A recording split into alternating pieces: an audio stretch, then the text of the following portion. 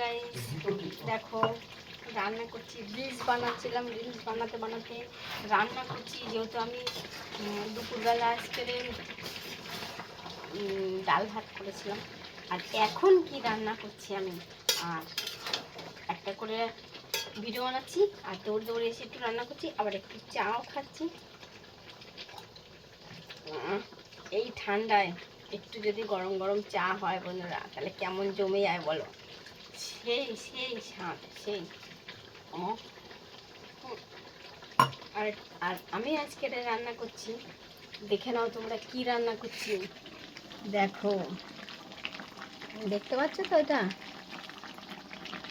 দেখো বন্ধুরা,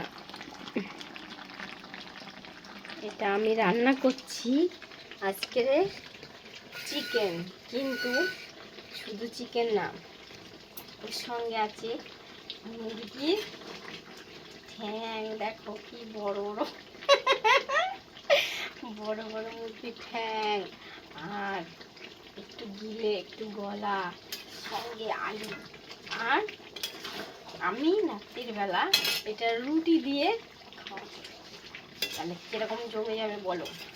এমনিতেই তো প্রচণ্ড আজকে ঠান্ডা পড়েছে, আর ঠান্ডাতে যদি একটু কষা কষা মাংস হয় আর রুটি সঙ্গে, সেই স্বাদ। আর রান্না করতে করতে দেখো আমি তো অলরেডি রেডি হয়েই আছি।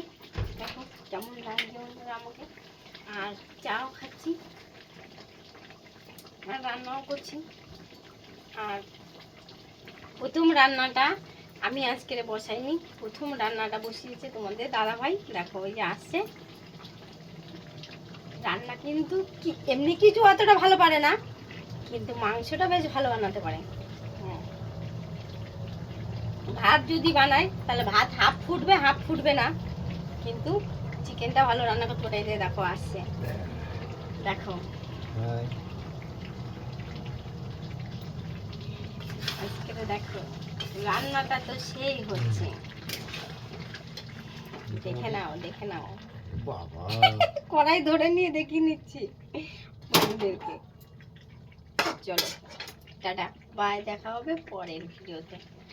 ততক্ষণ আর আমার পাশে থেকো, আর ভিডিওটা বেশি বেশি করে শেয়ার করে দিও, আর লাইক কমেন্ট সাবস্ক্রাইব করে দেবেন প্লিজ বন্ধুরা। আমি তোমাদের পাশে থাকতে চাই, তোমাদের পাশে আমাকে রেখো। টাটা।